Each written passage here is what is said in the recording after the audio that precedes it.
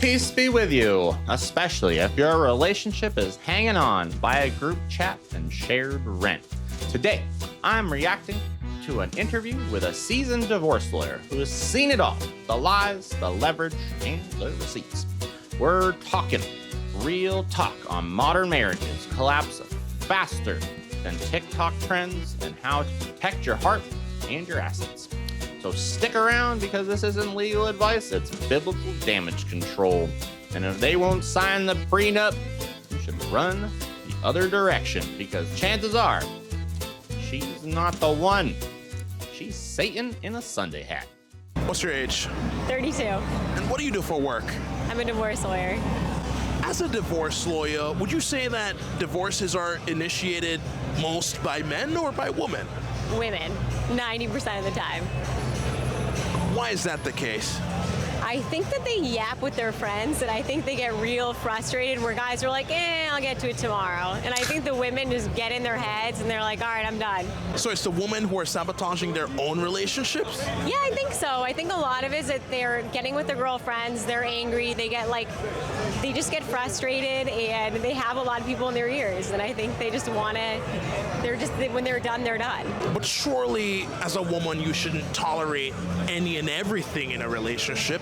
Definitely not at all, but I feel like things build up really easily with people, and they're talking about it more, where you're like pissed off and you get kind of over it quickly.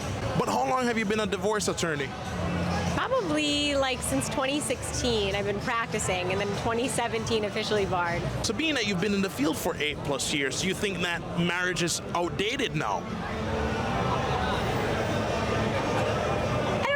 Outdated, but it's more acceptable to get divorced, right? Because like we're seeing it a lot more. It's not taboo, so it's changed.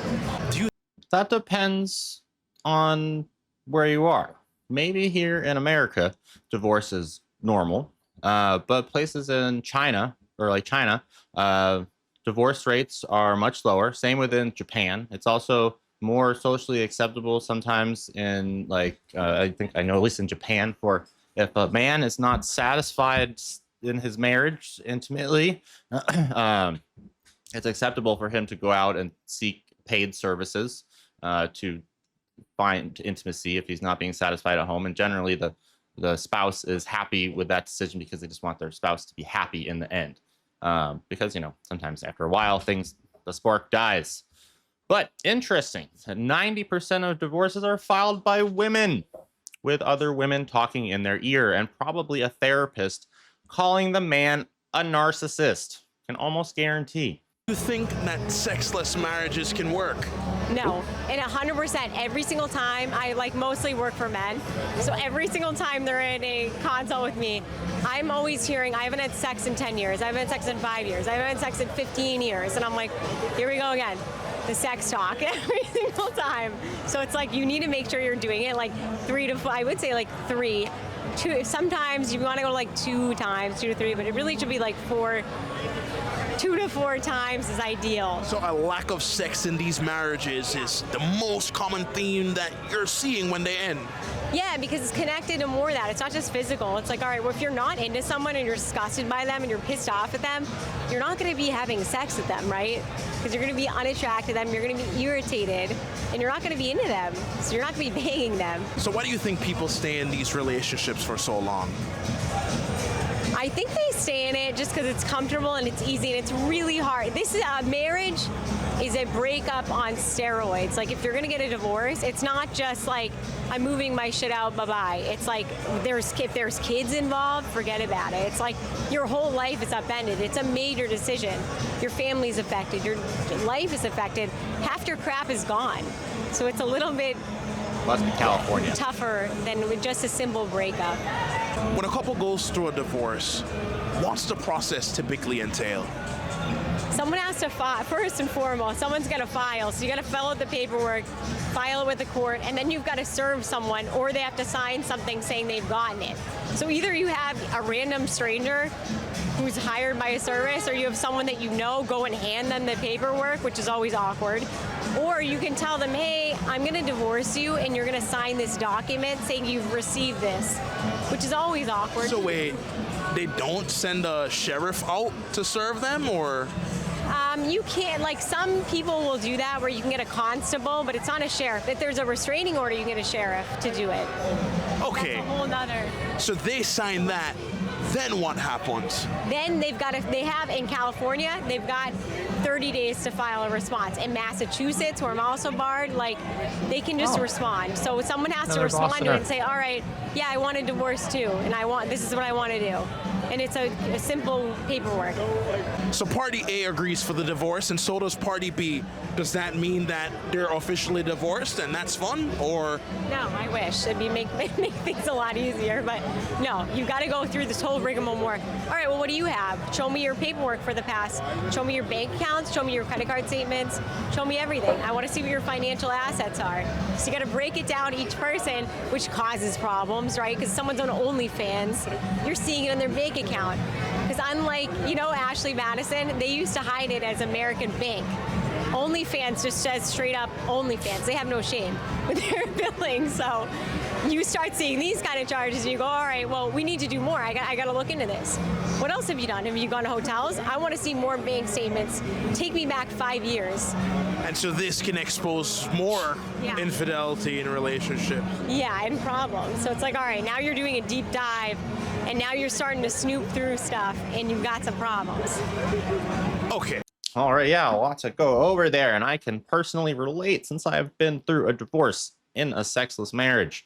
My ex stopped having sex with me at some point, and it was just unclear why, but, well, actually, I found out when she was blackout drunk one night and speaking the truth. She told me she hated me, and I was like, oh, okay, cool. But yeah, people stick around in that stuff because of comfort. Never allow yourself to be comfortable, even if it seems like you would struggle to get away. You should anyway, because it's not good for you to deal with that for so long. But yes, divorce is insanely messy. My ex didn't even fight back, and it was a mess. Getting someone to serve her took forever because they couldn't find her for a while. And then just the back and forth and everything, and it costs and terrible. And divorce lawyers are also terrible people. But after that process is done with the financial assets and looking at that, is it just the man had... So after that part's done, is it the man has made 100K and the girl makes 50K, so the girl gets 25 from the man, or what? No, then you're going to be looking at a whole complicated state-by-state calculation of, all right, how long were you married? Who paid what? Who's doing what? Who can earn what? Like, so now you're looking at all the potential of that, and you're going to get a crazy calculation. And if you're married for a decent amount of time, you're going to get some spousal support. If you're, like, say the guy's paying all the bills, woman's at home, the guy's going to pay up. He's going to be paying a good amount, and it's going to be for, in California, if it's less than 10 years, he'll be paying half the length of the marriage. Massachusetts, you go, it goes to 5 years, 10 years, 15, 20. It doesn't go, it's more regulated, but it just depends. Being a divorce. I got insanely lucky in my divorce because my ex did not fight back. I did not get screwed with alimony payments because I basically took care of that crazy biatch for years. I was married for 3 years. But thank God I didn't have to pay a dime out to that hoe. Lawyer for 8 years. Are you for prenups or are you against them? Prenups are amazing. I'm a big fan of prenups.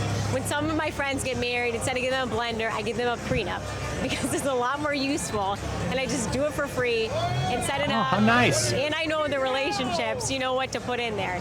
And it's great. So prenups, and you have a roadmap basically of what you're going to do. You can save like 50K on average if you have a prenup, like easily. Because you already say you divide this, do that.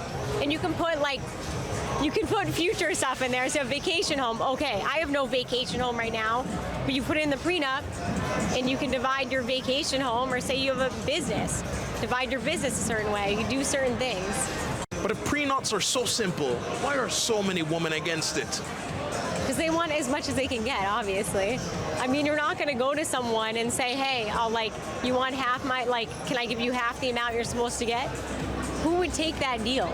Not many people. So it's not a very appealing thing. It's like going to someone who's ordering a sandwich and said, let me give you half the sandwich.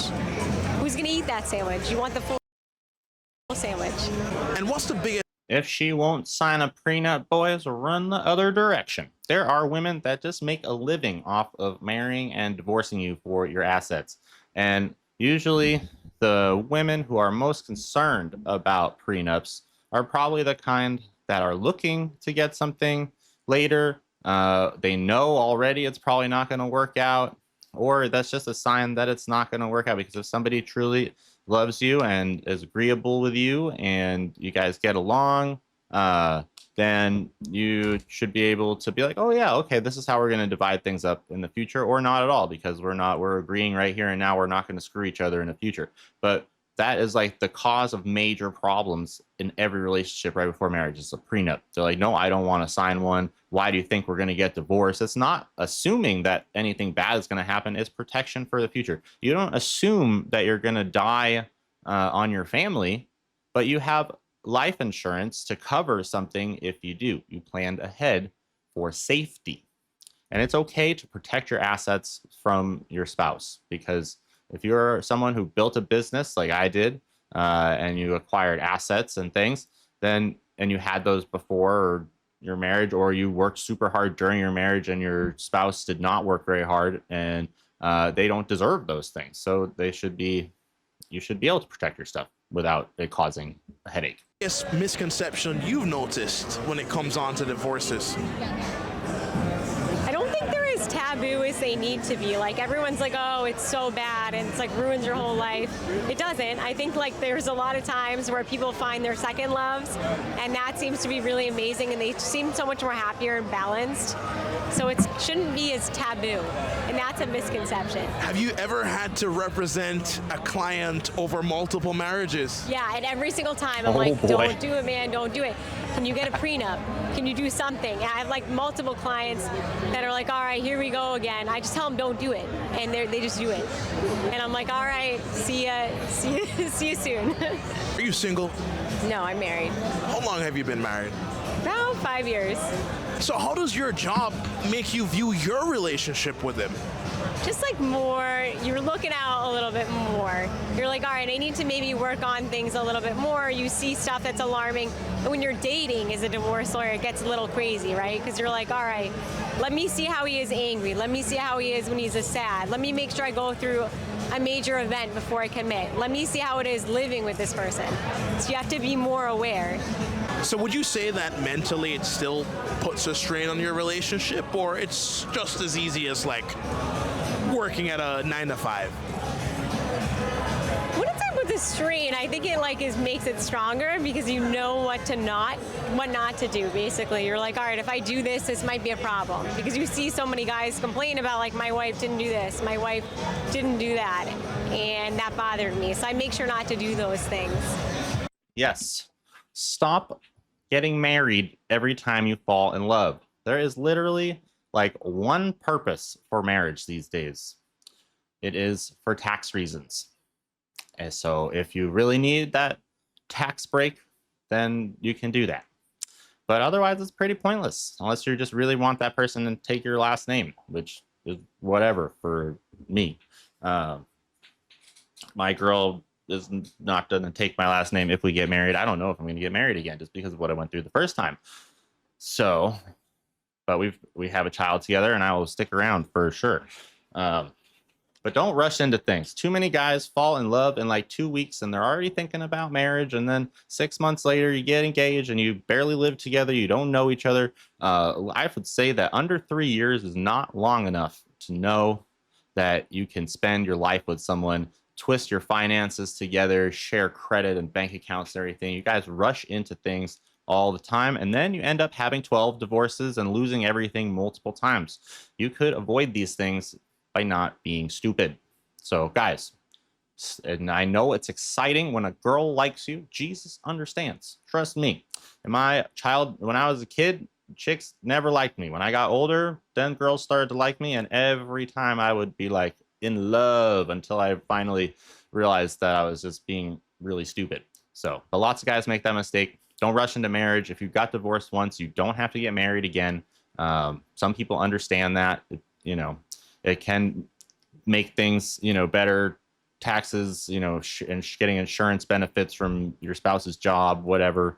But you can also fix things up so that you don't need to be married, for stuff later in life. So be careful with that stuff because divorce sucks.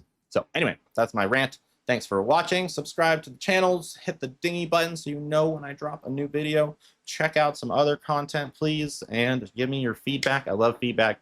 I hope you all have a blessed day. I am praying for all of you. Peace out.